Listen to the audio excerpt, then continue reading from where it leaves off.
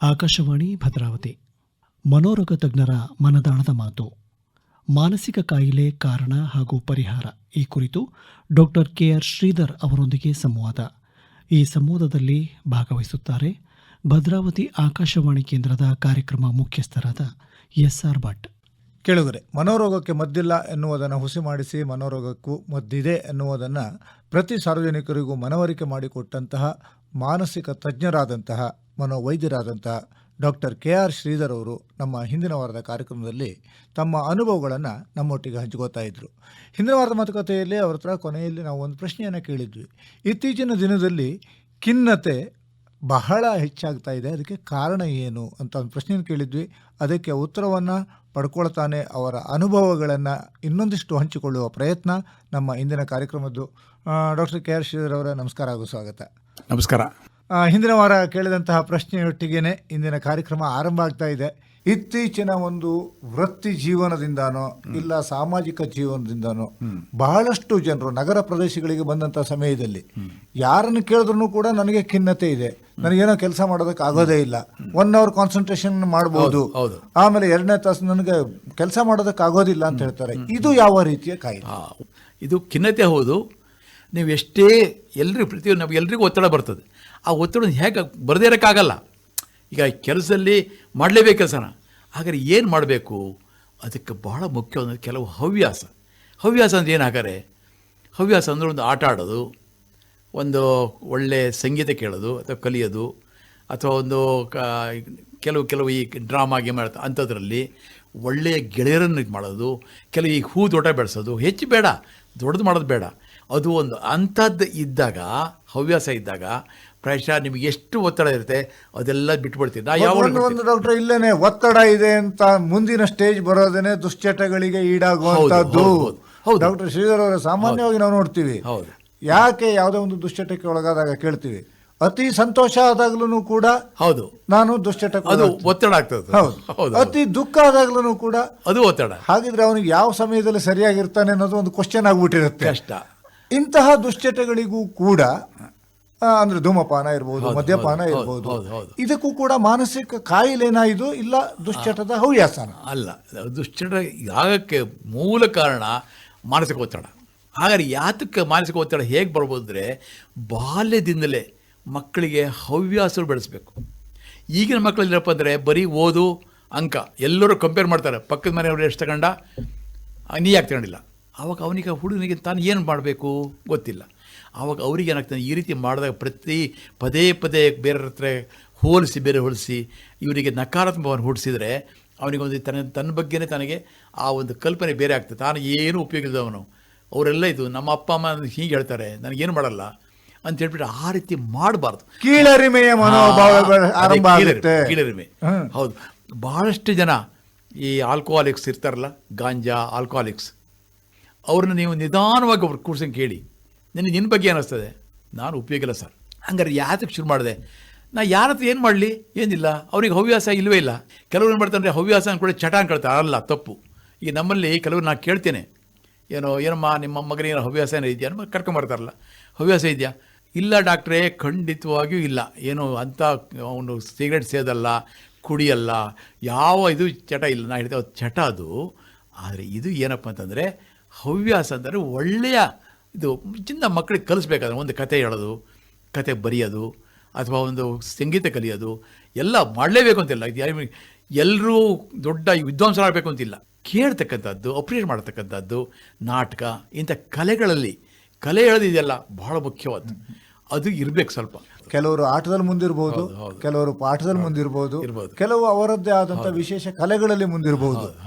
ಇದಕ್ಕೆ ಮಿದುಳು ಬಹಳ ಪ್ರಮುಖ ಆಗಿರುತ್ತೆ. ಡಾಕ್ಟರ್ ಶ್ರೀಧರ್ ಅವರೇ, ಈಗ ನಮ್ಮ ಕೇಳೋರಿಗೆ ಹೇಳಬೇಕು, ಮಿದುಳಿನಲ್ಲಿ ಎಡಭಾಗ ಒಂದಿರುತ್ತಂತೆ, ಬಲಭಾಗ ಒಂದಿರುತ್ತಂತೆ. ಹೌದಾ ಇದು? ಅದು ಒಂದು ಕಾಲದಲ್ಲಿ ಇತ್ತು. ಏನು, ಬಲಭಾಗದ ಮಿದುಳು ನಿದ್ದೆ ಮಾಡೋದು, ಎಡಭಾಗದ ಮಿದುಳು ಮಾತ್ರ ಭಾಳ ಇದು. ಯಾಕೆಂದರೆ ವಿಜ್ಞಾನ, ಈ ಗಣಿತ ಇದೆಲ್ಲ ಇರತಕ್ಕಂಥದ್ದು ಎಡಭಾಗದ ಮಿದುಳು ಅಂತ ಹೇಳಿಬಿಟ್ಟಿತ್ತು, ಭಾಷೆ ಎಲ್ಲದಕ್ಕೂ. ಆದರೆ ಈಗ ಹಾಗಿಲ್ಲ, ಅದು ಎರಡೂ ಸೇರಬೇಕು. ಆ ಎರಡೂ ಸೇರಿದ್ರೆ ಮಾತ್ರ ಒಬ್ಬ ವ್ಯಕ್ತಿ ಸಂಪೂರ್ಣ ವ್ಯಕ್ತಿತ್ವ ಅಂತ. ನೀವೇನ ಎರಡು ಸೇರಬೇಕು ಅಂತ ಹೇಳ್ಬಿಡ್ತೀರಿ, ಎರಡನ್ನ ಸೇರಿಸೋದು ಹೇಗೆ? ಅದಕ್ಕೊಂದಿದೆ, ಕಾರ್ಪಸ್ ಕೆಲವು ಸಂಬಂಧ ಇದೆ. ಒಂದು ಎರಡು ಹೆಮಿಸ್ಫಿಯರ್ ಸೇರಿಸ್ತದೆ. ಅದು ಎಲ್ಲವನ್ನು ಆಚೆಗೆ ಈಚೆಗೆ ಮಾಡ್ತದೆ.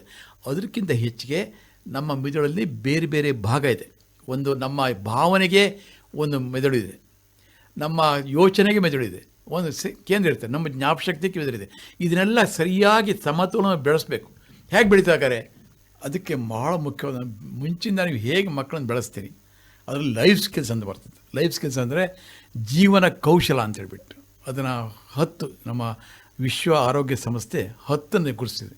ಏನಂದರೆ ಪ್ರಾಬ್ಲಮ್ ಸಾಲ್ವಿಂಗ್, ಅಂದರೆ ಸಮಸ್ಯೆನ ಹೇಗೆ ಬಗೆಹರಿಸಬೇಕು, ಹೇಗೆ ಯೋಚನೆ ಮಾಡಬೇಕು, ಹೇಗೆ ಒಬ್ಬರ ಹತ್ರ ನಾವು ಮಾತಾಡಬೇಕು, ಮಾನವೀಯ ಸಂಬಂಧ ಅಂತೇಳ್ಬಿಟ್ಟು, ಹೇಗೆ ನಮ್ಮ ಭಾವನೆಯನ್ನು ನಾವು ನಿಯಂತ್ರಣಗೊಳಿಸಬೇಕು, ಒತ್ತಡವನ್ನು ಹೇಗೆ ನಿಭಾಯಿಸಬೇಕು, ಹೀಗೆ ಒಟ್ಟು 10 ಇದೆ. ಆ 10 ನಾನು ಸರಿಯಾಗಿ ಮಕ್ಕಳಿಗೆ ಕಲಿಸಿದರೆ ಅದೆಲ್ಲ ಮಿದುಳು ಕಲಿತದೆ. ಆವಾಗ ಅವರು ಹದಿವಯಸ್ಸಿಗೆ ಬರ್ತಾ ಎಲ್ಲ ಸಮಸ್ಯೆಗಳನ್ನು ಎದುರಿಸೋಕ್ಕೆ, ಸವಾಲುಗಳನ್ನ ಎದುರಿಸೋಕ್ಕೆ ಶಕ್ತ ಆಗ್ತಾರೆ. ಸೊ ಆಗೇನಾಗ್ತಂದರೆ ಅವ್ರಿಗೆ ಹೆಚ್ಚು ಒತ್ತಡ ಬರಲ್ಲ. ಅಷ್ಟೇ ಅಲ್ಲ, ಕೆಲವು ಹವ್ಯಾಸಗಳನ್ನು ಬೆಳೆಸಿದಾಗ ಮಕ್ಕಳಿಗೆ ಅದನ್ನು ಮುಂಚೆ ಕಲಿತಾ ಹೋಗ್ತಾರೆ. ಜನರಿಗೆ ಒಂದು ಪೋಷಕರು ಒಂದು ತಪ್ಪು ಕಲ್ಪನೆ ಅಂತಂದರೆ ತಮ್ಮ ಮಕ್ಕಳನ್ನು ಯಾವುದಾದ್ರು ಹವ್ಯಾಸ ಕಲಿಸ್ಬೇಕು ಅಂತಂದರೆ ಓದಿದ್ದೆಲ್ಲ ಕಡಿಮೆ ಆಗಿಬಿಡ್ತದೆ, ಅವರಿಗೆ ಮಾರ್ಕ್ಸ್ ಬರಲ್ಲ ಅಂತ ಹೇಳ್ತಾರೆ. ಅದು ತಪ್ಪು. ಆ್ಯಕ್ಚುಲಿ ನೀವು ಯಾವಾಗ ಹವ್ಯಾಸಗಳನ್ನು ಮಕ್ಕಳಿಗೆ ಕಲಿಸ್ತೀರಿ ಅವರ ಒಂದು ಕಲಿಕೆ ಹೆಚ್ಚಾಗ್ತದೆ, ಕಾನ್ಫಿಡೆನ್ಸ್ ಬರುತ್ತೆ ಅವರಿಗೆ. ಆ ಕಾನ್ಫಿಡೆನ್ಸ್ ಬಂದಾಗ ಸಣ್ಣದನ್ನು ಚೆನ್ನಾಗಿ ನೋಡ್ತಾರೆ ಅವನು. ನೀವು ಹೇಳಿದ್ರೆ ಕೀಳರಿಮೆ ಅಂತ ಹೇಳಿದ್ರಲ್ಲ, ಆ ಕೀಳರಿಮೆ ಹೊರಟೋಗ್ತದೆ. ಆಮೇಲೆ ಜನರಲ್ಲಿ ಅವನು ಬೆಳೆಸ್ತಾನೆ ಮತ್ತೊಬ್ಬನ ಎರ್ಸೋಕ್ಕಾಗ್ತದೆ. ಈ ರೀತಿ ಮಾಡಿದಾಗ ಮಕ್ಕಳು ಚೆನ್ನಾಗ್ತಾರೆ, ಚೆನ್ನಾಗಿ ಓದ್ತಾರೆ ಅವರು. ಡಾಕ್ಟರ್, ಇನ್ನೊಂದು ಸಾಮಾನ್ಯವಾಗಿ ದೈಹಿಕವಾಗಿ ಕಸರತ್ತನ್ನು ಮಾಡಿ ನಾವು ದೈಹಿಕವಾಗಿ ಸದೃಢರಾಗ್ತೀವಿ. ಹೌದು. ಹಾಗೆಯೇ ಮಾನಸಿಕವಾಗಿಯೂ ಕೂಡ ಏನಾದರೂ ಮೆದುಳಿಗೆ ನಾವು ತರಬೇತಿಯನ್ನು ಕೊಟ್ಟರೆ ಮಾನಸಿಕವಾಗಿ ಸದೃಢರಾಗೋದಕ್ಕೂ ಕೂಡ ಸಾಧ್ಯ ಇದೆಯಾ? ಹೌದು. ಮೇನ್ ಬ್ರೈನ್ ಎಕ್ಸರ್ಸೈಸ್ ಇದೆ ಮೇಯ್ನಾಗಿ. ಅದರಲ್ಲಿ ಕೆಲವೊಮ್ಮೆ ಈಗ ಒಂದು ಸಮಸ್ಯೆ ಬಿಡಿಸೋದು, ನಿಮಗೆ ಸಣ್ಣದು ಹೇಳಬೇಕಂದ್ರೆ ಪದಬಂಧ ಬರ್ತದೆ. ಆ ಪದವನ್ನು ಬಿಡಿಸಿದಾಗ ಮಿದುಳಿಗೆ ಅದು ಎಷ್ಟು ಶಕ್ತಿ ಕೊಡ್ತದೆ. ನರತಂತುಗಳು ಹೇಳ್ತಾರೆ, ಆ ಕನೆಕ್ಷನ್ ಹೆಚ್ಚಾಗ್ತಾ ಹೋಗ್ತದೆ ಒಂದೊಂದೇ. ಅದು ನಮಗೆ ಗೊತ್ತಾಗಲ್ಲ, ಯಾರಿಗೂ ಗೊತ್ತಾಗಲ್ಲ ಇದು. ಸೊ ಆ ರೀತಿ ಆದಾಗ ನಮ್ಮ ಒಂದು ಈ ಮಿದುಳು, ನಮ್ಮ ಯೋಚನಾ ಶಕ್ತಿ ಎಲ್ಲವೂ ಸದೃಢ ಆಗ್ತದೆ. ಸೊ ಇದು ಭಾಳ ಜನಕ್ಕೆ ಗೊತ್ತಿಲ್ಲ ಇದು. ಸೊ ಇದರಲ್ಲಿ ಈಗ ನಿಧಾನವಾಗಿ ನಾವೆಲ್ಲ ಹೇಳ್ತಾ ಇದ್ದೇವೆ ಆ ರೀತಿಯಲ್ಲಿ. ಹೌದು. ಈಗ ನಿಧಾನವಾಗಿ ಹೇಳ್ತಿದ್ದೀರಿ ಅಂತಂದರೆ ಪುನಃ ಡಾಕ್ಟರ್ ಶ್ರೀಧರ್ ಅವರೇ, ಒಂದು ಸಾರಿ ನಿಮ್ಮ ಹಿಂದಿನ ವೃತ್ತಿ ಜೀವನದ ಕಲ್ಪನೆಯ ಬಗ್ಗೆ ಮೆಲುಕು ಹಾಕೋದಿದ್ರೆ, ತಾವು ದಾವಣಗೆರೆಯಲ್ಲಿ ಇರುವಂತಹ ಸಮಯದಲ್ಲಿ ಸೈಕಲ್ ತೊಳ್ಕೊಂಡು ಪ್ರಚಾರ ಮಾಡಿದ್ರಿ ಅಂತಂದ್ರಿ. ಆಮೇಲೆ ರಾಜ್ಯವ್ಯಾಪಿನೂ ಪ್ರಸಾರ ಮಾಡಿಬಿಟ್ರಲ್ಲ ನೀವು. ನಾನು ಬುಕ್ ಬರೆದ್ಬಿಟ್ಟು ಆ ರೀತಿ ಮಾಡಿದೆ. ಹೌದು. ನಿಮ್ಮ ಅನುಭವಗಳ ಸಾರವನ್ನು ಒಳಗೊಂಡಂತಹ ಹಲವಾರು ಪುಸ್ತಕವನ್ನು ಬರೆದ್ರಿ. ಚಿತ್ರಸಾಗರ ಅಂತ ಬಂತು, ಅದೇ ಮನೋವೈದ್ಯರ ಡೈರಿಯಿಂದ ಅಂತ ಬಂತು.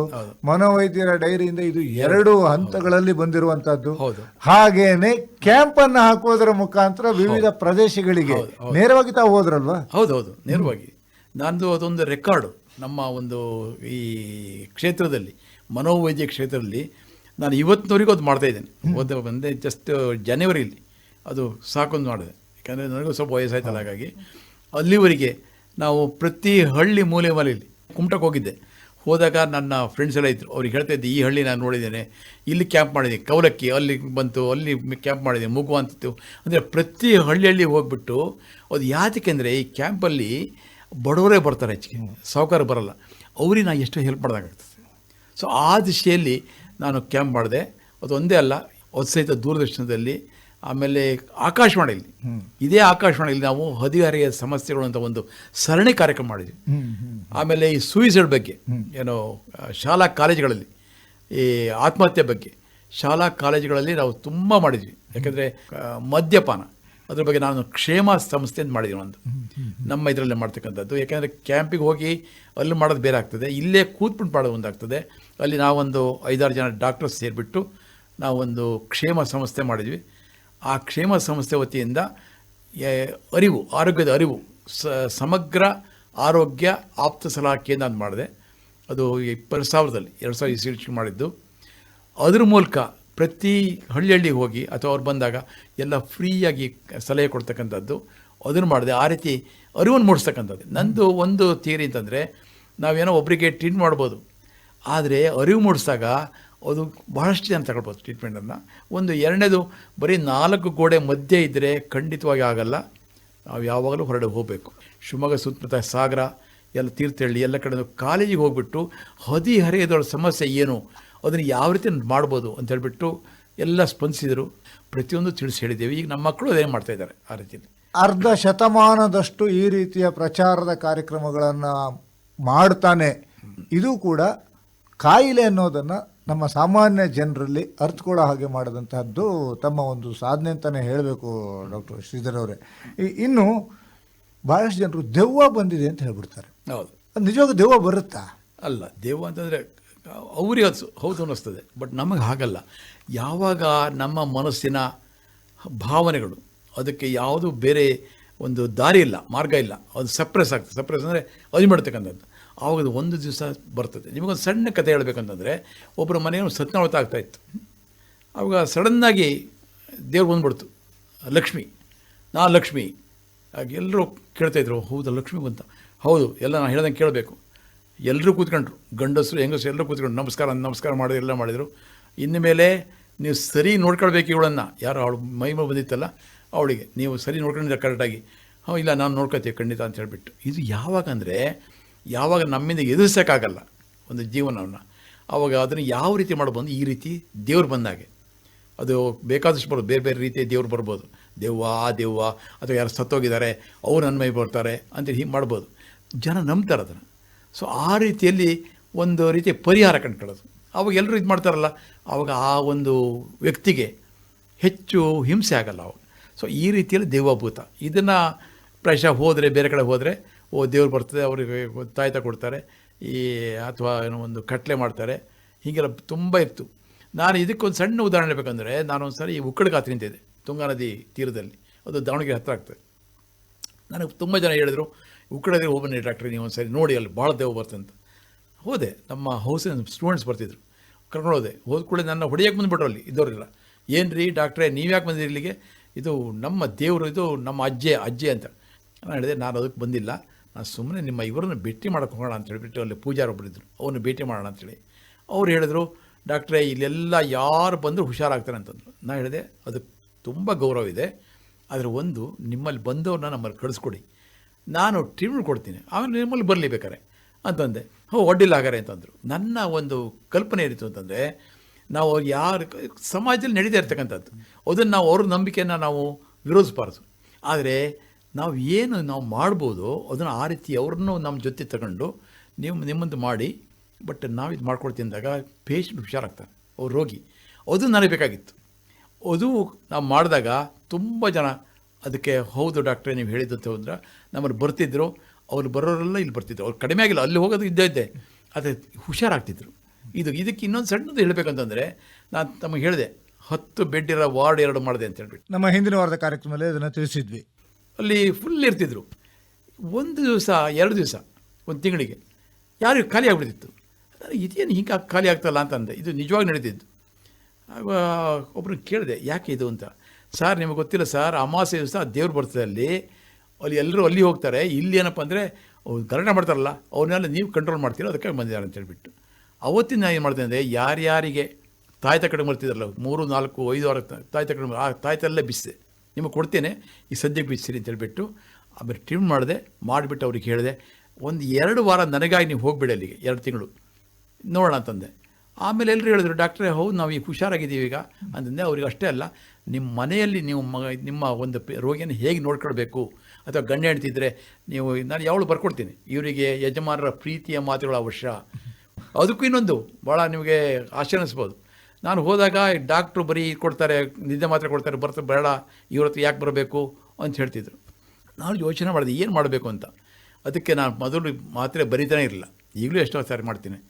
ಏನು ಮಾಡ್ತೀನಿ ಅಂದರೆ, ಮೊದಲು ಬರ್ಕೊಡ್ತೇನೆ, ಇವರಿಗೆ ಪ್ರೀತಿಯ ಮಾತುಗಳು ಬೇಕು. ಆ ಹುಡುಗ ಆಗಿದ್ದರೆ ನೋಡು, ನಾನು ಎಲ್ಲರ ಹಾಗೆ ಸಾಧನೆ ಮಾಡುತ್ತೇನೆ ಅಂತ ಮೊದಲನೇದು. 2ನೇದು, ಅಪ್ಪ ಅಮ್ಮ ನಿಮ್ಮ ಸ್ನೇಹಿತರು, ಅಪ್ಪ ಅಮ್ಮಂಗೂ ಹೇಳ್ತೇನೆ, ಏನೋ ನಿಮ್ಮ ಮಗ ಬರೀ ಮಗ ಅಲ್ಲ, ಸ್ನೇಹಿತ ಅಂತ. ಅವರೊಂದಿಗೆ ಆತ್ಮೀಯವಾಗಿ ಎಲ್ಲ ನಿನ್ನ ಮನಸ್ಸಿನ ಭಾವನೆ ಹಂಚಿಕೋ ಅಂತ ಹೇಳ್ತೀನಿ. ಅಪ್ಪ ಅಮ್ಮಂಗೂ ಅಷ್ಟೇ, ನೀವು ಆತ್ಮೀಯದಿಂದ ಮಾತಾಡಬೇಕು, ಅವ್ರಿಗೊಂದು ಸ್ವಲ್ಪ ಟೈಮ್ ಕೊಡಿ, ಅವ್ರು ಏನು ಹೇಳ್ತಾರೆ ಕೇಳಿ ಸ್ವಲ್ಪ, ಹೀಗೆ ಹವ್ಯಾಸ ಬೆಳೆಸಿ, ಹೀಗೆಲ್ಲ ಬರ್ಕೊಡ್ತೀನಿ. ಅದು ಬರ್ಕೊಟ್ಟ ಮೇಲೆ ನೋಡಿ, ಈಗ ಮಾತ್ರೆ ಬರ್ಕೊಡ್ತೀನಿ ತಗೊಳ್ತೀನಿ, ಅಡ್ಡಿಲ್ಲ ಸರ್ ಈಗ ಬರ್ಕೊಡಿ ಅಂತ ಹೇಳ್ತಾರೆ. ಸೊ ಅವ್ರಿಗೆ ಹೇಳ್ತೀನಿ, ಈ ಮಾತ್ರೆ ತಿಂದರೆ ನೀವು ಮೊದಲು ಬರೆದಿದ್ದು ಯಾವುದು, ಪ್ರೀತಿಯ ಮಾತು, ಆತ್ಮೀಯತೆ ಅಥವಾ ಹವ್ಯಾಸಗಳನ್ನ ಬೆಳೆಸ್ಕೊಳ್ಳಿ, ಇದೆಲ್ಲ ನೀವು ಮಾಡಿದರೆ ಆಗ ಈ ಮಾತ್ರೆ ಹೆಲ್ಪ್ ಮಾಡ್ತದೆ. ಯಾವ ಮಾತ್ರೆ? ಈ ಬರ್ಕೊಟ್ಟು ನಮ್ಮಲ್ಲಿಂದ ಕೊಡ್ತಕ್ಕಂಥದ್ದು. ಈ ಮಾತ್ರೆ ನಿಮಗೆ ಸಿಗಲ್ಲ ನಮ್ಮ ಶಾಪಲ್ಲಿ, ಅದೆಲ್ಲ ನೀವು ಮನೆಗೆ ಹೋಗಿ ಕೊಂಡ್ಕೊಳ್ಬೇಕು. ಅದಕ್ಕೆ 100 ರೂಪಾಯಿ ಒಂದು ಕೆ ಜಿ ಹೇಳ್ತೀನಿ. ಅವ್ರು ನಗ್ತಾರೆ, ಏನು ಸರ್ 2 ಕೆ ಜಿ ತಿನ್ನೋಕ್ಕಾಗ್ತದ? ಇಲ್ಲ, ಅದೆಲ್ಲ ಮಾಡಬೇಕು ಅಂತ ಎಷ್ಟೋ ಅವ್ರಿಗೆ ಖುಷಿ ಆಗ್ತಂಥದ್ದು. ಸೊ ಈ ರೀತಿ ಮಾಡಿ ನಾನು ಆವಾಗಿಂದ ಆ ಒಂದು ತಪ್ಪು ಕಲ್ಪನೆ ಇತ್ತಲ್ಲ, ಈ ಡಾಕ್ಟ್ರ್ ಬಂದರೆ ಬರೀ ನಿದ್ದೆಗಳು ಕೊಡ್ತಾರೆ ಅಂತ, ಅದೆಲ್ಲ ಹೋಯಿತು. ಅವ್ರು ಬಂದು ನನ್ನ ನಂಬಿಕೆ ಬಂದಂತ, ನನ್ನ ಬಗ್ಗೆ ನಂಬ್ತಿದ್ರು ಅವರು, ಆ ವಿಶ್ವಾಸ ಬಂತು, ಆ ಆತ್ಮೀಯತೆ ಬಂತು. ಸೊ ಹೀಗೆ ನಾನು ಬಂದ ನಾನು ಒಂದು ಇದನ್ನು ಬಿಲ್ಡಪ್ ಮಾಡಿದೆ. ನಿಮ್ಗೆ ಇನ್ನೊಂದು ಸರಿ ಹೇಳಬೇಕಂದ್ರೆ, ನಾನು ಸಿರ್ಸಿಯಲ್ಲಿ ನಮ್ಮ ಮಾವನ ಮನೆ ಇತ್ತು, ಅಲ್ಲಿ ಡಾಕ್ಟರ್ ಪಡೋ ಅಂತ ಇದ್ದರು. ಅವರು ಒಂದು ಸರಿ ನನಗೆ ಹೇಳಿದ್ರು, ನಾನು ಅಲ್ಲಿ ಹೋಗ್ತಾ ಇದ್ದೆ. ಅಲ್ಲಿ ಹೊಸ ಡಾಕ್ಟ್ರು ಬಂದರು, ಸುಮಾರು 10-15 ವರ್ಷದ ನಂತರ, 15-20 ವರ್ಷ ಆಗಿರ್ಬೋದು. ಅವರು ಸೈಕ್ಯಾಟ್ರಿಸ್ಟು ಶುರು ಮಾಡಿದರು. ಅವ್ರಿಗೆ ಪೇಷಂಟ್ ಬರ್ತಿರಲಿಲ್ಲ. ನನಗೆ ಬಂದರು ಒಂದು ಸರ್, ನಿಮ್ಮ ಹತ್ರ ಇಷ್ಟು ಪೇಷಂಟ್ ಅಂತಾರೆ, ಹೇಗೆ ಬರ್ತಾರೆ ಅಂತ ಕೇಳಿದರು. ನಾನು ಹೇಳಿದೆ, ಹಾಗಲ್ಲ, ಇದಕ್ಕೆ ತುಂಬ ನೀವು ಶ್ರಮ ಪಡಬೇಕು, ಅವ್ರಿಗೆ ನಿಮ್ಮ ಬಗ್ಗೆ ನಂಬಿಕೆ ಬರಬೇಕು, ಅದಿಲ್ಲದ ಮಾಡಲ್ಲ, ನೀವು ಹೋಗಿ ಹೀಗೆ ಮಾಡಿ ಅಂತಂದೆ. ಆಗಿದೆ ಅದು. ಅಂದರೆ ಈ ರೀತಿ ಒಂದು ಕಾಲ ಇತ್ತು, ಆ ಕಾಲ ಈಗೆಲ್ಲ ಬದಲಾಗ್ತಾ ಇದೆ. ಈಗ ಇಷ್ಟೆಲ್ಲ ಆದ ನಂತರದಲ್ಲಿ ತಾವು ದಾವಣಗೆರೆಯಲ್ಲಿ ಇಷ್ಟೆಲ್ಲ ಒಂದು ಜಾಗೃತಿಯನ್ನು ಮೂಡಿಸಿದ ನಂತರ ಶಿವಮೊಗ್ಗಕ್ಕೆ ಬಂದ್ರಿ. ಹೌದು. ಶಿವಮೊಗ್ಗಕ್ಕೆ ಬರೋದ ಕಾರಣ ಏನಿತ್ತು? ಶಿವಮೊಗ್ಗ ಬಂದು ನಾನು ಶಿವಮೊಗ್ಗ ಹೇಗಿದ್ರು ನಮ್ಮೂರು ಕಲ್ಮನೆ ಅಂತ ಒಂದು ನಾನು ಕುಗ್ರಾಮ ಬಂದವನು, ಗ್ರಾಮದಿಂದ ಸಾಗರ ಹತ್ರ ಕಲ್ಮನೆ ಅಂತ ಹೇಳ್ಬಿಟ್ಟು. ಸಾಗರದ ಕಲ್ಮನೆಯಿಂದ ಆರಂಭವಾದಂತಹ ತಮ್ಮ ಒಂದು ಜೀವನ ಈಗ ಶಿವಮೊಗ್ಗದಲ್ಲಿ ಆಸ್ಪತ್ರೆಯನ್ನ ಸ್ಥಾಪಿಸುವವರೆಗೆ ಬಂದಿದೆ. ತಮ್ಮದೇ ಒಂದು ಸ್ವಂತ ಆಸ್ಪತ್ರೆ ಇದೆ ಈಗ. ಹೌದು. ನಮ್ಮದು ಶ್ರೀಧರ್ ನರ್ಸಿಂಗ್ ಹೋಮ್ ಅಂತ ಇಲ್ಲಿ ರಾಜನಗರದಲ್ಲಿದೆ. ಈಗಲೂ ಸಾಮಾನ್ಯವಾಗಿ ಎಲ್ಲ ಕೇಳ್ಕೊಂಬರ್ತಾರೆ. ಕೆಲವರು ಬಂದವರು ಹೇಳ್ತಾರೆ, ಸರ್ 20 ವರ್ಷದಿಂದ ಬಂದಿದ್ದೆ ನಾನು, ನಮ್ಮ ಮಗ ಚೆನ್ನಾಗಿದ್ದಾನೆ ಈಗ. ಇದೆಲ್ಲ ನಡೆದಿದ್ದು ನನಗೆ ಎಷ್ಟು ಖುಷಿ ಕೊಡ್ತೆ ಅಂತಂದರೆ, ಯಾವ ಒಂದು ಬೇರೆ ಒಂದು ಇದು ಪ್ರಶಸ್ತಿ ಸಿಕ್ಕಿದ್ದ ಆ ಪೇಷಂಟ್ಸ್ ಬಂದು ಹೇಳ್ತಾರಲ್ಲ, ಅದು ಭಾಳ ಮುಖ್ಯ. ಮೊನ್ನೆ ಒಬ್ಬನು ಬಂದಿದ್ದ, ಅವ್ರ ತಾಯಿ ಕರ್ಕೊಂಬಂದವನು ಎಲ್ಲ ನೋಡಿದೆ, ಎಲ್ಲ ಆಯಿತು. ಆವಾಗ ಒಂದು ಕಾರ್ಡ್ ಕೊಟ್ಟ. ಏನು ಕಾರ್ಡು? ಅದು ಜರ್ಮನಿದು. ಏನು ಮಾಡಿದ್ರಿ ಸರ್? ನಿಮ್ಮಲ್ಲಿ ನಾನು ಪೇಷಂಟ್ ಆಗಿದ್ದೆ ಮೊದಲು, ಈಗ ಜರ್ಮನಿನ ಸೆಟ್ಲ್ ಆಗಿದ್ದೇನೆ, ನಮ್ಮ ತಾಯಿ ಇಲ್ಲಿದ್ದಾರೆ, ಏನು ಮಾಡ್ತಾಯಿದ್ದೆ ಕೇಳಿದೆ. ಏನಿಲ್ಲ ಸರ್, ಈ ಏರೋಪ್ಲೇನ್ಗೆ ರೆಕ್ಕೆ ಮಾಡ್ತಾರಲ್ಲ, ಅದಕ್ಕೆ ನಾನು ಸರ್ ಸಪ್ಲೈ ಮಾಡ್ತೀನಿ, ಅದಕ್ಕೂ ಭಾಳ ಖುಷಿ ರೀ ಮಾರ್ರ, ಭಾಳ ಒಳ್ಳೆಯದಾಯಿತು ಅಂತಂದೆ. ನಮಸ್ಕಾರ ಮಾಡಿದ್ವಿ. ಸರ್ ನೀವು ನಮಸ್ಕಾರ ಮಾಡಿದ್ರು ನಾನೇ ನಮಸ್ಕಾರ ಮಾಡ್ತೀನಿ ನಮಗೆ ಅಂತ ಹೇಳ್ಬಿಟ್ಟು, ಇಂಥದ್ದೆಲ್ಲ ನಮಗೆ ಬಹಳ ಇಂಟ್ರೆಸ್ಟಿಂಗ್ ಒಂದು ವಿಷಯ ಅಂತಂದ್ರೆ, ರಸ್ತೆಯಲ್ಲಿ ಓಡಾಡ್ತಾ ಇದ್ದಂತ ಹುಚ್ಚನನ್ನ ದಾವಣಗೆರೆಯಲ್ಲಿ ರಿಪೇರಿ ಮಾಡಿದಂತವನು ಶಿವಮೊಗ್ಗದಲ್ಲಿ ಒಂದು ಅಂಗಡಿಯನ್ನ ಇಟ್ಕೊಂಡು ನಿಮ್ಮನ್ನ ಫ್ರೀಯಾಗಿ ಕೊಟ್ಬಿಟ್ಟಿದ್ದಂತೆ. ಮೋಸಮ್ಮೆ ಹಣ್ಣು. ಅದು ಏನಾಯ್ತು ಅಂದ್ರೆ ನಿಮಗೆ ಅದು ಹೇಳಬೇಕು ಅಂತಂದ್ರೆ, ದಾವಣಗೆರೆಯಲ್ಲಿ ನಮ್ಮದು ಮಾನಸಿಕ ಆರೋಗ್ಯ, ಅದ್ರ ಜೊತೆಗೆ ದಂತಾರೋಗ್ಯ, ಅದು 2 ಒಟ್ಟಿಗಿತ್ತು ಕ್ಲಿನಿಕ್. ಒಂದೇ ಸುಮ್ಮನೆ ಸಾಯಂಕಾಲ ಡಾಕ್ಟರ್ ಕೃಷ್ಣಾರೆಡ್ಡಿ ಇದ್ದಿದ್ರು, ಅವರು ಡಾಕ್ಟರ್ KJ. ನಾವೆಲ್ಲ ಮಾತಾಡ್ತಾ ಇದ್ವಿ. ಮಾತಾಡಿದಾಗ ಒಬ್ಬನು ಪಾಪ ಎಲ್ಲ ಮಾತಾಡ್ಕೊತಾ ಬಹಳ ತುಂಬ ಗಲೀಜು ಮಾಡ್ಕೊಂಡು, ಬಟ್ಟೆ ಹಾಕ್ಕೊಂಡು, ಬಟ್ಟೆ ಹಾಕ್ಕೊಂಡು ಅಲ್ಲಿ ಹೋಗ್ತಾ ಇದ್ದು. ಅವರು ಡಾಕ್ಟರ್ ಕೃಷ್ಣಾರೆಡ್ಡಿ ಇದ್ದರು, ಶ್ರೀಧರ್ ನೀವು ಇದನ್ನು ಹುಷಾರು ಮಾಡೋಕ್ಕಾಗ್ತದಾ? ಯಾಕೆಂದ್ರೆ ಆ ಕಲ್ಪನೆ ಇತ್ತು ಅಂದರೆ ಹುಷಾರಾಗಲ್ಲ ಅಂತ ಚಾಲೆಂಜ್ ಮಾಡಿದ್ರಿ. ಚಾಲೆಂಜು. ನಾನು ಹೇಳಿದೆ, ಖಂಡಿತ ಮಾಡು, ಯಾಕೆ ಮಾಡೋಕ್ಕಾಗಲ್ಲ ಅಂತಂದೆ. ಹಾಗಾದ್ರೆ ನೋಡೋಣ, ನಂಗೆ ತೋರಿಸಿ ಅಂತಂದೆ. ನಿಮ್ಗೆ ತೋರಿಸಿ ಅಂತ ತಡೀರಿ ಅಂತಂದೆ. ನಾಗಪ್ಪ ಅಂತ ನನ್ನ ವಾರ್ಡ್ ಬಾಯ್ ಅಲ್ಲಿದ್ದ. ಸೊ ಅವನಿಗೆ ನಾಗಪ್ಪ ಒಂದು ಕೆಲಸ ಮಾಡು, ಅವನ್ನ ಕರ್ಕೊಂಬಾರ ಇಲ್ಲಿದ್ದ. ಸೊ ಕರ್ಕೊಂಬಂದ ಅವನು. ನೋಡಿದೆ, ಅವ್ನು ಒಂದು ಸರಿ ಪರೀಕ್ಷೆ ಮಾಡಿದೆ. ಎಲ್ಲ ಏನೇನೋ ಹೇಳ್ತಿದ್ದ, ಹೊಡೆಯ ಬರ್ತಿದ್ದ, ಎಲ್ಲ ಮಾಡ್ತಿದ್ದ. ನಮ್ಮ ಮಾನಸಿಕ ಆರೋಗ್ಯದ ಒಂದು ಇದಿದೆ, ಹಾಗೆಲ್ಲ ನಾವು ಟ್ರೀಟ್ ಮಾಡೋಂಗಿಲ್ಲ ಯಾರನ್ನೂ, ಅವ್ರಿಗೆ ಒಪ್ಪಿಗೆ ಬೇಕು ಅವ್ರ ಕಡೆ ಇರೋದು. ಆದರೆ ಆವಾಗ ನನಗೆ ಏನು ಮಾಡಬೇಕು ಇದಕ್ಕೆ ಅಂತ ಆಯಿತು. ನನಗೆ ಒಂದು ಚಾಲೆಂಜ್ ಬಂತು, ಮಾಡಲೇಬೇಕು ಅಂತ. ಸೀದಾ ನಮ್ಮ ಸೂಪರ್ಡೆಂಟ್ ಹೋದೆ. ಸರ್ ಹೀಗೊಂದು ಕೇಸ್ ಬಂದಿದೆ, ಅವ್ರ ಕಡೆ ಯಾರೂ ಇಲ್ಲ, ಆದರೆ ಟ್ಯೂನ್ ಮಾಡ್ಬೇಕಲ್ಲ ನಾನು. ಅಲ್ಲಪ್ಪ ಯಾರು ಬೇಕಲ್ಲ, ಹೇಗೆ ಮಾಡ್ತೀಯ? ಏನಿಲ್ಲ ಸರ್, ನಾನು ಮಾಡ್ತೀನಿ, ನೋಡೋಣ ನಾಳೆ ಏನಾಗ್ತದೆ, ಅವ್ನು ಚೆನ್ನಾಗಬೇಕು ಅಂತ. ಅವನಿಗೇನು ಗೊತ್ತಿಲ್ಲ, ಎಲ್ಲಿದ್ದೇನೆ ಏನು ಗೊತ್ತಿಲ್ಲ, ಯಾರು ಮನೆಯಲ್ಲಿದೆ, ಅಡ್ರೆಸ್ ಏನೂ ಗೊತ್ತಿಲ್ಲ. ಸೊ ಅವನಿಗೆಲ್ಲ ಹೋಗಿ ಸ್ನಾನ ಮಾಡಿಸಿ, ಹೇಳಪ್ಪ ಸ್ನಾನ ಮಾಡಿಸಿ, ಅವನಿಗೆ ಬಟ್ಟೆ ಕೊಡಿಸೋ ಬೇರೆ ಅಂತ ಹೇಳಿಬಿಟ್ಟು ಕೊಡಿಸಿ ಎಲ್ಲ ಆಯಿತು. ಅವನಿಗೆ ಟ್ರೀಟ್ಮೆಂಟ್ ಕೊಟ್ಟಾಯಿತು, ವಾರ್ಡಿದೆ ಟ್ರೀಟ್ಮೆಂಟ್ ಕೊಟ್ಟಾಗೋಯ್ತು. ಕೊಟ್ಟಮೇಲೆ ಅವನು ಸ್ವಲ್ಪ ರಿಕವರಿ ಆಯ್ತು ಚೆನ್ನಾಗಿ. ಆವಾಗ ಕೃಷ್ಣಾರೆಡ್ಡಿ ಕರ್ಕೊಂಬಂದೆ, ನಮ್ಮ ಔಟ್ ಪೇಷೆಂಟಿಗೆ ಕರೆಸಿಬಿಟ್ಟು, ಕೃಷ್ಣಾರೆಡ್ಡಿ ಬನ್ನಿ ಇಲ್ಲಿ, ಇವ್ರು ಯಾರು ಗೊತ್ತಾಯ್ತು ನಿಮಗೆ? ಯಾರು ಮನೆ ನೋಡಿದ್ರಲ್ರಿ, ಅವರೇನ್ರಿ? ಹೌದಾ ಅಂತಂದ್ರೆ ಅವ್ರಿಗೆ ಗೊತ್ತಾಯಿತು.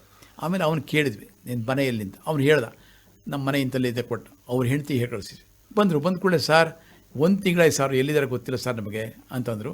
ಕೊನೆಗೆ ಅವ್ರಿಗೆ ಹೇಳಿದೆ, ಹೀಗಾಗಿದೆ, ಹುಷಾರಾಗ್ತಾರೆ, ಈ ಮಾತ್ರೆ ಕೊಡಿ ಕರೆಕ್ಟಾಗಿ, ನಿಮಗೆ ತೊಂದರೆ ಆದರೆ ನನಗೆ ಹೇಳಿ, ನಾನು ಬೇರೆ ಕೊಡ್ತೀನಿ ಅಂತ ಹೇಳಿದೆ. ಅವರು ಆಯಿತು. ಅಲ್ಲಿಗೆ ನಾನು ಮರ್ತೋಯ್ತು, ಅದು ಚೆನ್ನಾಗದ. ಇಲ್ಲಿ ನಾನು ದಾವಣಗೆರೆಯಿಂದ ಇಲ್ಲಿ ಬಂದೆ, MD ಮುಗಿಸ್ಕೊಂಡು. ಬಂದಾಗ ನ್ಯಾಷನಲ್ ಕಾಲೇಜ್ ಸರ್ಕಲ್ ಇದೆ, ಅಲ್ಲಿ ನಾನು ಸಾಯಂಕಾಲ ನನ್ನ ಮಕ್ಕಳು, ನಮ್ಮ ಹೆಂಡತಿ, ನಾವು ಹೋಗ್ತಾಯಿದ್ವಿ. ಸುಮಾರು 3 ಸಂಜೆ ಸಮಯ. ಸೊ ನನಗೆ ಹಣ್ಣು ಭಾಳ ಇಷ್ಟ. ಅಲ್ಲಿ ಹೋದೆ, ಹೇಗೆ ರೀ ಮೂಸಬ್ಬೆ? ಇಲ್ಲ ಸರ್ ತಗೊಳ್ಳಿ ನೀವು ಅಂತಂದು. ಒಳ್ಳೆ ಹೇಗೆ ಹೇಳ್ರಿ ಅಂತಂದೆ. ಇಲ್ಲ ತಗೊಳ್ಳಿ ಸರ್. ಸೊ 1 ಡಜನ್ ಆರಿಸ್ಕೊಂಡೆ. ಆರಿಸ್ಬಿಟ್ಟು ಎಷ್ಟು ಕೊಡಬೇಕು? ಸರ್ ಬೇಡ ಸರ್ ಅಂತ. ಅರೆ ಯಾಕೆ ಏನು ರೀ ಯಾಕೆ ಹೇಳ್ರಿ ಅಂತಂದೆ. ಅವ್ರ ಹೆಂಡತಿ ಕೆಳಗೆ ಕೂತಿದ್ರು, ಅವರು ಅವ್ರು ಹೇಳಿರ್ಬೇಕು ಅವ್ರಿಗೆ. ಅವರು ಬಿದ್ದು ಬಂದು, ಸರ್ ನಾವು ನಿಮ್ಗೆ ನಮಸ್ಕಾರ ಮಾಡಬೇಕು ಸರ್ ಅಂದ್ರೆ. ಯಾಕೆ ಸರ್, ಇದೇ ನಮ್ಮ ಯಜಮಾನರು ಸರ್, ನೀವು ಇಲ್ಲಿ ಟ್ರೀಟ್ಮೆಂಟ್ ಮಾಡಿದ್ರಲ್ಲ 1 ತಿಂಗಳು ಅವ್ರು ಕಾಣಕ್ಕೆ ಇರಲಿಲ್ಲ, ಅವ್ರು ಟ್ರೀಟ್ಮೆಂಟ್ ಮಾಡಿಕೊಟ್ರಲ್ಲ, ಸೊ ಅದಕ್ಕೆ ಸರ್ ಅವರು ಈಗ ಇಲ್ಲಿ. ನನಗೆ ಭಾಳ ಆಶ್ಚರ್ಯ ಆಯ್ತು, ನನಗೆ ಕಣ್ಣ ನೀರು ಬಂದ್ಬಿಡ್ತಾರೆ. ಇಷ್ಟು ಪೇಷಂಟ್ ನಾನು ಟ್ರೀಟ್ಮೆಂಟ್ ಮಾಡಿದ್ದಲ್ಲ, ಅವನು ಅಷ್ಟೊಂದು ನಮ್ಗೆ ಇದಾಗಿದ್ದಾನಲ್ಲ, ಅದಕ್ಕೆ ಅವರು ಹೃದಯವಂತರು ಅಂತ ಕೊಟ್ಟೆ.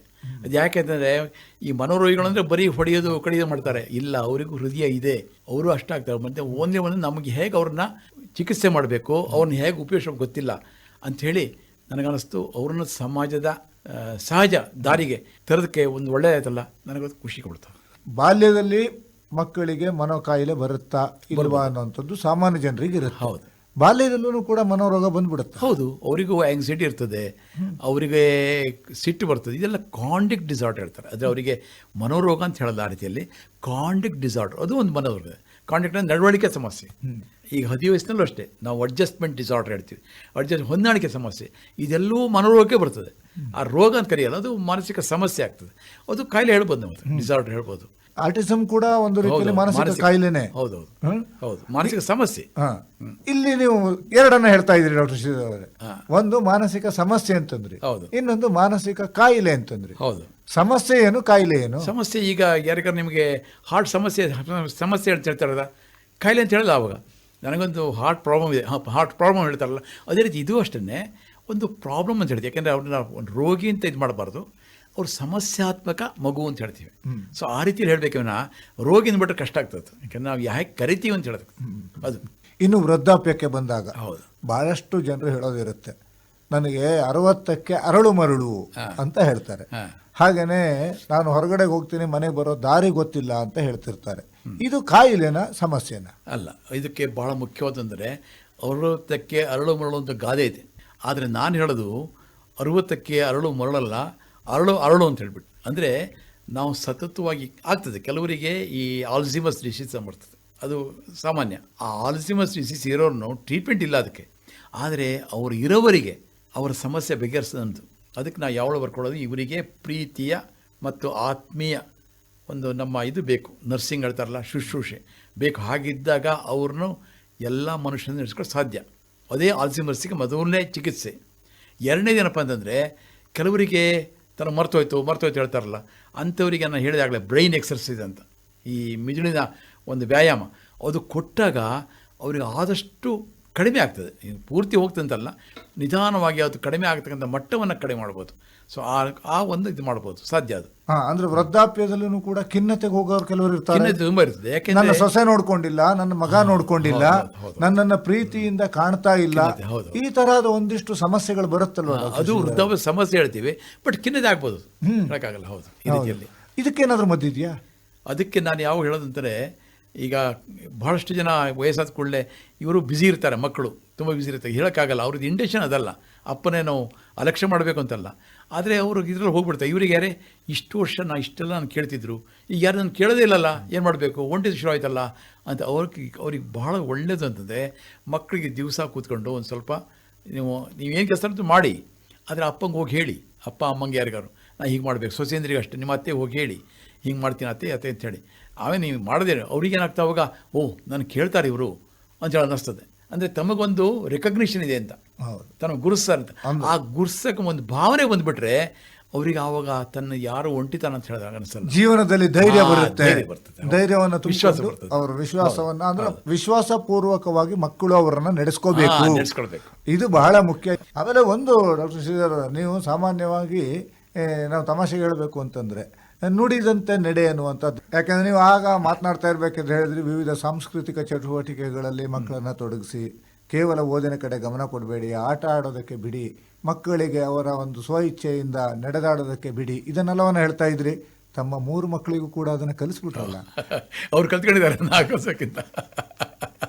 ಹೌದು, ಯಾಕೆಂದ್ರೆ ನಿಮ್ಮ 3 ಮಕ್ಕಳು ಕೂಡ ವೈದ್ಯ ವೃತ್ತಿಯಲ್ಲಿ ಇದ್ರೂ ಕೂಡ ವಿವಿಧ ವಿಭಾಗದಲ್ಲಿ ಅವರು ತಮ್ಮ ಸಾಂಸ್ಕೃತಿಕ ಚಟುವಟಿಕೆಯಲ್ಲೂ ಕೂಡ ತೊಡಕೊಂಡಿದ್ದಾರೆ. ಇನ್ನು ರಾತ್ರಿ ನಿದ್ದೆ ಮಾಡುವಾಗ ಸಮಸ್ಯೆ, ಇದು 100ಕ್ಕೆ 50 ಜನರಿಗೆ ಬರುವಂತದ್ದು. ಈ ನಿದ್ದೆಗೆ ಮದ್ದಿಲ್ವಾ? ನಿದ್ದೆಗೆ ಮದ್ದಿದೆ. ಏನಂದ್ರೆ ನಾನು ಯಾವಾಗಲೂ ಹೇಳೋದಷ್ಟೇ, ನಾನು ಮಾಡೋದಷ್ಟೇ. ನೀವು ಇಡೀ ಮಲಗಿದ ತಕ್ಷಣ ಅಯ್ಯೋ ಇವತ್ತು ಅವನು ಹಿಂಗೆ ಹೇಳ್ದ, ಈ ಸಮಸ್ಯೆ ಇದೆ, ಏನು ಮಾಡಬೇಕು, ಇದು ಹೀಗಾಯಿತು, ಅವ್ರು ನನಗೆ ಅವಮಾನ ಮಾಡಿದರು, ಇದು ಹೆಂಗೆ ಮಾಡಬೇಕು ಅಂತ ಈ ರೀತಿ ಯೋಚನೆ ಬರ್ತದೆ. ಅದೆಲ್ಲಕ್ಕಿಂತ ಮರೆತು ಬಿಡಿ, ಒಂದು ಒಳ್ಳೆ ಭಜನೆ ಕೇಳಿ, ಬೇಡ ಒಳ್ಳೇದು ಯಾವುದೋ ಒಂದು ಕತೆ ಪುಸ್ತಕ ಓದ್ತಾ ನಿಂತ್ಕೊಂಡ್ಬಿಡ್ತದೆ. ಈಗ ಒಂದು 6 ಗಂಟೆ ಇರ್ಬೋದು, 7 ಗಂಟೆ ಇರ್ಬೋದು, ಇಷ್ಟು ನಿದ್ದೆ ಮಾಡಬೇಕು, ಆಮೇಲೆ ಮತ್ತೆ ನಾಳೆ ಬೆಳಗ್ಗೆ ಇದ್ದಿದ್ದೆ. ಸೊ ಆ ರೀತಿಯಲ್ಲಿ ನೀವು ಅದನ್ನೆಲ್ಲ ಮೆಲುಕು ಹಾಕಬೇಡಿ. ಇವತ್ತು ಇವ್ರು ಹೇಳಿದ್ರು ಅದಕ್ಕಿಂತ ಬೇಕಾದ್ರೆ ಒಳ್ಳೆಯದು, ಇವತ್ತು ನಾನು ಒಳ್ಳೆ ಕೆಲಸ ಮಾಡಿದೆ, ಖುಷಿಯಾಯಿತು, ಅವರು ನನ್ನ ಫ್ರೆಂಡ್ಸು ನಾನು ಹೊಗಳಿದ್ರು, ಖುಷಿಯಾಯಿತು. ಹೀಗೆ ಒಳ್ಳೆಯದನ್ನು, ಆ ಸಕಾರಾತ್ಮಕ ಯೋಚನೆಯನ್ನು ಅದನ್ನು ಮೆಲುಕು ಹಾಕಿ ಒಳ್ಳೆಯದು. ಈ ನಕಾರಾತ್ಮಕ ಇರ್ತದಲ್ಲ, ಕೆಲವರು ಏನು ಮಾಡ್ತಾರೆ ಅಂದರೆ ಅದೇ ಮಲಗಿದ ತಕ್ಷಣ ಹೆಂಡತಿಗೆ ಹೇಳ್ತಾರೆ ಅಥವಾ ಗಂಡಂಗೆ ಹೇಳ್ತಾರೆ, ನೋಡ್ರಿ ಇವತ್ತು ಅವಳು ಹಂಗೆ ಮಾಡಿಬಿಟ್ರು, ನೋಡ್ರಿ ಏನು ರೀತಿ ಹಿಂಗೆ ಮಾಡಿಬಿಟ್ರಲ್ಲ, ಅವನ ತಲೆ ಕೆಟ್ಟೋಗ್ತಾರೆ, ಇವಳು ತಲೆ ಕೆಟ್ಟೋಗ್ತದೆ, ಹೌದಲ್ಲ ಹೇಳಿ. ಅದಕ್ಕೆ ನಾನು ಹೇಳೋದು ಯಾವಾಗಲೂ ಅಷ್ಟೇ, ಅಂಥದ್ದೆಲ್ಲ ಬಿಟ್ಬಿಡಿ, ಮೊದಲು ಒಳ್ಳೆಯದನ್ನು ಯೋಚನೆ ಮಾಡಿ ಮಲಗಿ ಆರಾಮಾಗ್ತದೆ. ಬೆಳಗ್ಗೆ ಎದ್ದು ಮತ್ತೆ ಶುರು ಮಾಡಿ, ಏನೋ ಇಂಥದ್ದು ಏನು ಮಾಡಬೇಕಾಯ್ತು ಅಂತ ಹೇಳ್ಬಿಟ್ಟು. ನೀವು ನಕಾರಾತ್ಮಕ ಅಂತಂದ್ರೆ ಕೊಲೆಯನ್ನು ನೋಡಿ ಮಲಗುವಂತ ಹವ್ಯಾಸ ಈಗ ಒಂದು ದೃಶ್ಯ ಮಾಧ್ಯಮ ಬಂದ ನಂತರ ಬಂದ್ಬಿಟ್ಟಿದೆ. ಡಾಕ್ಟರ್ ಶ್ರೀಧರ್ ಅವರ ಮಟ್ಟಿಗೆ ಸೂಕ್ತ ಅಲ್ಲ, ಒಮ್ಮೆ ನೋಡಿದ್ರು ಅದನ್ನು ಆವತ್ತಿ ಮರೆತು ಇಲ್ಲಿ ಒಳ್ಳೇದು ಹಂಗಾರೆ ನಾವೇನು ಮಾಡಿದ್ದೀವಿ ಅಥವಾ ಯಾರೇನು ಮಾಡಿದ್ರು ಅದನ್ನು ಮಾಡಿ ಅಷ್ಟೇ. ನಕಾರಾತ್ಮಕವನ್ನ ಸಕಾರಾತ್ಮಕವಾಗಿ ತೆಗೆದುಕೊಳ್ಳಿ ಅಂತ ಹೇಳ್ತಾ ಅದೇ ಇದ್ದೀವಿ. ಜೀವನ, ಅದು ಜೀವನ. ಹೌದು. ಆದ್ರೆ ಕೆಲವರು ನಮಗೆ ಮಲಗಿದಾಗೆಲ್ಲ ಕೆಟ್ಟ ಕನಸು ಬೀಳುತ್ತೆ ಅಂತ ಹೇಳ್ಬಿಡ್ತಾರೆ. ಅದು ಯಾವಾಗ ನೀವು ಅಂತ ಯೋಚನೆ ಮಾಡ್ತೀವಿ ಕೆಟ್ಟ ಕನಸು ಬೀಳ್ತದೆ. ಆ ಯೋಚನೆ ಮಾಡಬಾರ್ದು. ಒಂದೊಂದ್ಸರಿ ಬಿಡ್ಬೋದು, ಬಟ್ ಯಾವಾಗಲೂ ಬೀಳ್ತದಲ್ಲ, ಅದು ಯಾಕೆ ನಮ್ಮ ಒಂದು ಮನೋಭಾವ. ಹೌದು ಅಲ್ಲ, ಅದಕ್ಕೆ ನಾನು ಹೇಳೋದು ಏನಪ್ಪ ಅಂತಂದರೆ ಎಲ್ಲರೂ ಒಂದು ತಿಳ್ಕೊಳ್ಬೇಕು. ತುಂಬ ಜನ ಬರ್ತಾರೆ, ಡಾಕ್ಟ್ರೇ ನನಗೆ ತುಂಬ ಕೆಟ್ಟ ಕನಸು ಬೀಳುತ್ತೆ, ಏನು ಮಾಡಬೇಕು, ಅಥವಾ ತುಂಬ ನಿದ್ದೆ ಬರೋದೇ ಇಲ್ಲ, ಏನು ಮಾಡಬೇಕು. ಆವಾಗ ಅವ್ರಿಗೆ ನಾನು ಹೇಳ್ತೀನಿ ಅಂದರೆ ಒಳ್ಳೆಯದನ್ನು ಯೋಚನೆ ಮಾಡಿ, ಮಲಗಬೇಕಾಗಿದ್ದರೆ ಬೇರೆ ಎಲ್ಲ ಬಿಟ್ಬಿಡಿ, ಒಳ್ಳೆಯದನ್ನು ಯೋಚನೆ ಮಾಡಿ. ಅಥವಾ ಕೆಲವು ಜೋಕ್ಸ್ ಇರ್ತದೆ, ಅಥವಾ ಒಳ್ಳೆ ಕತೆ ಪುಸ್ತಕ ಓದಿ, ಎಷ್ಟು ಹೆಚ್ಚೊತ್ತು ಬೇಡ, ಅರ್ಧ ಗಂಟೆ ಸಾಕು. ಸಂಗೀತ ಕೇಳಿ, ಅಥವಾ ಒಳ್ಳೆ ಇದು ಸೀನ್ ನೋಡಿ, ಡ್ರಾಮಾ ಇದ್ದರೆ ಡ್ರಾಮಾ ನೋಡಿ, ಒಳ್ಳೆ ಸಿನಿಮಾ ನೋಡಿ, ಇಂಥದ್ದೆಲ್ಲ ಯೋಚನೆ ಮಾಡಿದಾಗ ಅಷ್ಟೊಂದು ನಿದ್ದೆ ಬರ್ತದೆ ತಂತಾನಾಗಿ. ಸೊ ಆ ರೀತಿ ಮಲ್ಕೊಳ್ಳೋದ್ರಿಂದ ಪ್ರಾಯಶಃ 70 ಜನರಿಗೆ ನಿದ್ದೆ ಚೆನ್ನಾಗಿ ಬರ್ತದೆ. ಇನ್ನು ಕೆಲವರಿಗೆ ಕಾಯಿಲೆ ಇರ್ತದೆ, ಬೇರೆ ಖಿನ್ನತೆ ಇದ್ದರೆ ನಿದ್ದೆ ಬರಲ್ಲ ಸರಿಯಾಗಿ, ಬೇರೆ ಬೇರೆ ಕಾಯಿಲೆ ಇದ್ದರೆ. ಅದು ಇಲ್ಲದೆ ಹೋದರೆ ಭಾಳ ಜನ ಬರ್ತಾರೆ, ಡಾಕ್ಟ್ರೇ ನಾನು ನಿದ್ದೆ ಬರಲ್ಲ, ಏನು ಮಾಡಲಿಗ, ಹಾಗೆ ನಿಮಗೇನು ಸಮಸ್ಯೆ ಏನಿಲ್ಲ ಡಾಕ್ಟ್ರೆ, ಹೇಗೆ ಯೋಚನೆ ಮಾಡಿ, ಏನು ಯೋಚನೆ ಮಾಡ್ಕೊಂಡು ಮಲಗ್ತೀರಿ, ಅಯ್ಯೋ ಡಾಕ್ಟ್ರೇ ಅದು ಏನು ಹೇಳೋದು, ಆ ಕೆಲಸ ಆಗಿಲ್ಲ, ಈ ಕೆಲಸ ಅದೇ ಬರ್ತದೆ ಯೋಚನೆ, ಅದೆಲ್ಲ ಒಂದು ಕಡೆ ಬಿಟ್ಟಿಡಿ. ಬೆಳಗ್ಗೆ ಯೋಚನೆ ಮಾಡ್ಬೋದು, ರಾತ್ರಿ ಮಾತ್ರ ಇವತ್ತು ನಾನು ಮದ್ದೆ ಮಾಡಬೇಕು, ಚೆನ್ನಾಗಿ ನಿದ್ದೆ ಮಾಡಬೇಕು, ಆ ರೀತಿ ಮಾಡಿ ಚೆನ್ನಾಗುತ್ತೆ ಅಂತ ಹೇಳ್ತೀನಿ. ನಿದ್ದೆ ಮಾತ್ರ ತಗೊಂಡ್ರೆ ಕೆಲವು ಸಾರಿ ಬೇಕಾಗ್ತದೆ, ಅದು ನಿದ್ದೆ ಮಾತ್ರ ಬೇಕಾಗಲ್ಲ. ತುಂಬ ಈ ಆತಂಕ ಜಾಸ್ತಿ ಇದ್ದರೆ ಒಂದು ಸ್ವಲ್ಪ ಅದು ಡಾಕ್ಟ್ರ್ ಕೊಡ್ತಾರೆ, ಯಾವಾಗಲೂ ಅಲ್ಲ, 10 ದಿವಸ 15 ದಿವಸ ಅಷ್ಟೇ, ಮತ್ತು ಯಾವಾಗಲಲ್ಲ. ಹೌದು, ಡಾಕ್ಟ್ರ್ ಏನು ಕೊಡ್ತಾರೆ, ಪ್ರತಿ ಮಾತ್ರೆನೂ ಯಾವುದೇ ಔಷಧ ತಗೊಳ್ಳಿ ನೀವು, ಅದು ಸೈಡ್ ಎಫೆಕ್ಟ್ ಇದ್ದೇ ಇರ್ತದೆ, ಅದು ಇಲ್ಲ ಅಂತಲ್ಲ. ಆದರೆ ಡಾಕ್ಟ್ರು ಯಾವಾಗಲೂ ನೋಡಿ, ಯಾವುದೇ ಡಾಕ್ಟ್ರ್ ಆಗಲಿ, ನಾನು ಅಂತಲ್ಲ, ಮನೋವೈದ್ಯರಲ್ಲೇ ಎಲ್ಲ ವೈದ್ಯರು, ಆದಷ್ಟು ರೋಗಿಗೆ ಏನೂ ತೊಂದರೆ ಆಗಬಾರ್ದು ಹಾಗೆ ಕೊಡ್ತಾರೆ. ಆ ನಂಬಿಕೆ ಎಲ್ರಿಗೂ ಬೇಕು, ಪೇಷಂಟ್ಸ್ ಬರೋರಿಗೆ. ಈಗೇನಾಗಿದೆ, ಒಂದು ಲೇಟೆಸ್ಟ್ ಟ್ರೆಂಡ್ ಅಂದರೆ ಗೂಗಲ್ ಡಾಕ್ಟ್ರು, ಎಲ್ಲರೂ ಗೂಗಲ್ ಡಾಕ್ಟ್ರು ಓದ್ಕೊಂಬರ್ತಾರೆ, ಇದು ಕೊಡ್ತೀನಿ ಡಾಕ್ಟ್ರೇ, ಇದು ಕೊಡಬೇಡಿ ಡಾಕ್ಟ್ರೇ. ಆದರೆ ಅವಾಗ ಡಾಕ್ಟ್ರ್ ಏನು ಮಾಡಬೇಕು, ನಾ ಹೇಳೋದು ಗೂಗಲ್ ಡಾಕ್ಟ್ರ್ ನೋಡ್ಕೊಂಬರ್ತಾರೆ, ಅವ್ರಿಗೆ ಹೇಳೋದು ಡಾಕ್ಟ್ರ್ ಏನು ಮಾಡ್ತಾರೆ ಅಂದರೆ ಪೇಷಂಟು ಅವನ ಲಕ್ಷಣ, ಕಾಯಿಲೆ ಏನು, ಅದಕ್ಕೆ ಏನು ಬೇಕು ಅಂತ ಡಾಕ್ಟ್ರ್ ಟ್ರೀಟ್ ಮಾಡೋರು. ಅದು ಗೂಗಲಲ್ಲಿ ಯಾರ್ಯಾರು ಏನೇನೋ ಹೇಳ್ತಾರೆ, ಅದಲ್ಲ, ಅದು ತಪ್ಪು, ನೀವು ಆ ರೀತಿ ಮಾಡಬೇಡಿ ಅಂತ ಹೇಳ್ತೀನಿ. ಆವಾಗ ಏನಾಗ್ತಂದರೆ ಡಾಕ್ಟ್ರಲ್ಲಿ ಅವ್ರಿಗೆ ನಂಬಿಕೆ ಇರಲ್ಲ, ಡಾಕ್ಟ್ರಿಗೆ ಪೇಷಂಟ್ ನಂಬಿಕೆ ಇರಲ್ಲ. ಸೊ ಇದು ವೈದ್ಯ ರೋಗಿ ಸಂಬಂಧದಲ್ಲಿ ಬಿಡುಪಡ್ತದೆ. ಸೊ ಅದು ಆಗಬಾರ್ದು. ವೈದ್ಯೋ ನಾರಾಯಣೋ ಹರಿ ಅಂತ ನಾವು ಸಾಮಾನ್ಯವಾಗಿ ಹೇಳ್ತೀವಿ. ಅದರಲ್ಲೂ ಕೂಡ ಮಾನಸಿಕ ಚಿಕಿತ್ಸಕರು ಇಲ್ಲ ಮಾನಸಿಕ ಕಾಯಿಲೆಯ ವೈದ್ಯರುಗಳು ಕೇವಲ ರೋಗಿಗಳನ್ನಷ್ಟೇ ಗುಣಪಡಿಸುವುದಲ್ಲ, ಆ ಇಡೀ ಕುಟುಂಬವನ್ನ ಒಂದು ಬದುಕಿಸುವಂತ ಕೆಲಸವನ್ನ ಮಾಡ್ತೀರಿ ತಾವುಗಳು. ಹಾಗಿದ್ದಾಗ ಕೊನೆಯದಾಗಿ ನಮ್ಮ ಕೇಳುಗರಿಗೆ ತಾವು ಮಾನಸಿಕ ತಜ್ಞರಾಗಿ ಯಾವ ಒಂದು ಸಲಹೆಯನ್ನು ಕೊಡ್ತೀರಿ? ಒಂದು ಮಾನಸಿಕ ಕಾಯಿಲೆ ಬಗ್ಗೆ ಕಳಂಕ ಆಗಲಿ, ತಪ್ಪು ಕಲ್ಪನೆ ಆಗಲಿ ಯಾವುದು ಖಂಡಿತವಾಗಿ ಬೇಡ, ಅದು ಬಿಟ್ಟುಬಿಡಿ. ಮಾನಸಿಕ ಕಾಯಿಲೆಯು ಒಂದು ದೈಹಿಕ ಕಾಯಿಲೆ ಹಾಗೆ ಒಂದು ಕಾಯಿಲೆ, ಇದು ಮೊದಲನೇದು. ಎರಡನೇದು, ಮಾನಸಿಕ ಕಾಯಿಲೆಗೂ ದೈಹಿಕ ಕಾಯಿಲೆಗೆ ಹೇಗೆ ಚಿಕಿತ್ಸೆ ಇದೆಯೋ ಅದೇ ರೀತಿ ಮಾನಸಿಕ ಕಾಯಿಲೆಗೂ ಚಿಕಿತ್ಸೆ ಇದೆ, ಅದು ಹುಷಾರು ಮಾಡ್ತಕ್ಕಂಥದ್ದು. ಮೂರನೇದು, ಹೇಗೆ ಕೆಲವು ದೈಹಿಕ ಕಾಯಿಲೆಗಳಿಗೆ ಮಾತ್ರೆ ಜಾಸ್ತಿ ತಗೊಳ್ಬೇಕಾಗ್ತದೆ, ಅದೇ ಇದಕ್ಕೂ ತಗೊಳ್ಬೇಕಾಗ್ತದೆ, ಬಟ್ ಅದರಿಂದ ಯಾವ ರೀತಿಯ ಅಡಿಕ್ಷನ್ ಆಗಲಿ ಕೆಟ್ಟ ಪರಿಣಾಮ ಆಗಲಿ ಖಂಡಿತವಾಗಿಯೂ ಆಗಲ್ಲ. ನಾಲ್ಕನೇದು, ಮಾನಸಿಕ ಕಾಯಿಲೆಯಲ್ಲಿಯೂ ಎಲ್ಲ ಕಾಯಿಲೆಯಂತೆ ಒಂದು ಕುಟುಂಬದ ಬೆಂಬಲ ಬೇಕೇ ಬೇಕು. ಐದನೇದು ಏನಪ್ಪ ಅಂದರೆ, ಯಾವಾಗಲೂ ನೀವು ಯಾವುದೇ ಡಾಕ್ಟ್ರ್ ಹತ್ರ ಹೋಗಿ, ವೈದ್ಯರ ಹತ್ರ, ನಿಮಗೆ ಆ ನಂಬಿಕೆ ಇರಲಿ, ಡಾಕ್ಟ್ರ್ ನಾವು ಚೆನ್ನಾಗಿ ಮಾಡ್ತಾರೆ ಅಂತ ಹೇಳಿಬಿಟ್ಟು. ಅಷ್ಟೇ ಅಲ್ಲ, ಡಾಕ್ಟ್ರ್ ಏನು ಹೇಳ್ತಾರೆ ಅದಕ್ಕೆ ನಿಮ್ಮ ಸಂಶಯ ಇದ್ದರೆ ಕೇಳಿ, ಅಲ್ಲಿ ಹೋಗಿ ಮತ್ತು ಅವ್ರು ಹೇಳಿದರು ಇವ್ರು ಹೇಳಿದರು ಅಂತ ಮಾಡೋಕ್ಕೆ ಹೋಗಬೇಡಿ. ನೀವು ಡಾಕ್ಟ್ರ್ ನಿಮಗೆ ಯಾವುದೇ ಸಂಶಯ ಇರಲಿ, ಡಾಕ್ಟ್ರೇ ನನಗೆ ಈ ಮಾತ್ರೆ ಬಗ್ಗೆ ಸಂಶಯ ಇದೆ ಕೇಳಿ, ಡಾಕ್ಟ್ರ್ ಹೇಳ್ತಾರೆ. ಸೊ ಆ ನಂಬಿಕೆ ಇದ್ದರೆ ಪ್ರಾಯಶಃ ಎಲ್ಲ ಪೇಷಂಟ್ಸು, ಹೆಚ್ಚಿನ ಪೇಷಂಟ್ಸ್ ಪೂರ್ಣ ಗುಣಮುಖರಾಗ್ತಾರೆ. ಡಾಕ್ಟರ್ ಕೆ ಆರ್ ಶ್ರೀಧರ್ ಅವರೇ, ತಾವು ಇದುವರೆಗೆ ತಮ್ಮ ಮನದಾಳದ ಮಾತನ್ನು ನಮ್ಮೊಟ್ಟಿಗೆ ಹಂಚ್ಕೊಂಡಿದ್ದೀರಿ. ಅದೇ ರೀತಿಯಲ್ಲಿ ಕೊನೆಯದಾಗಿ ನಿಮ್ಮ ಆಸ್ಪತ್ರೆ ಶಿವಮೊಗ್ಗದಲ್ಲಿ ಎಲ್ಲಿ ಬರುತ್ತೆ ಮತ್ತು ಫೋನ್ ನಂಬರ್ನ ನಮ್ಮ ಕೇಳೋರಿಗೆ ಹೇಳಿಬಿಟ್ರೆ ಅನುಕೂಲ ಆಗುತ್ತೆ. ನನ್ನ nursing home Shridhar nursing home, main road, Rajendra Nagar, Shivamogga. ನನ್ನ ಫೋನ್ ನಂಬರು 9484813759. ಭಾಗವಹಿಸಿ ನಮ್ಮ ಕೇಳೋರಿಗೆ ಮಾಹಿತಿಯನ್ನು ನೀಡಿದ್ದಕ್ಕೆ ಧನ್ಯವಾದ. ನಮಸ್ಕಾರ. Thank you sir. ನಮಸ್ಕಾರ. ಇದುವರೆಗೆ ಮನೋರೋಗ ತಜ್ಞರ ಮನದಾಳದ ಮಾತು, ಮಾನಸಿಕ ಕಾಯಿಲೆ ಕಾರಣ ಹಾಗೂ ಪರಿಹಾರ ಈ ಕುರಿತು ಡಾಕ್ಟರ್ ಕೆ ಆರ್ ಶ್ರೀಧರ್ ಅವರೊಂದಿಗೆ ಸಂವಾದವನ್ನು ಕೇಳಿದಿರಿ. ಈ ಸಂವಾದದಲ್ಲಿ ಭಾಗವಹಿಸಿದವರು ಭದ್ರಾವತಿ ಆಕಾಶವಾಣಿ ಕೇಂದ್ರದ ಕಾರ್ಯಕ್ರಮ ಮುಖ್ಯಸ್ಥರಾದ ಎಸ್ ಆರ್ ಭಟ್. ಈ ಕಾರ್ಯಕ್ರಮ ಆಕಾಶವಾಣಿ ಭದ್ರಾವತಿ ಕೇಂದ್ರದಿಂದ ಪ್ರಸಾರವಾಯಿತು.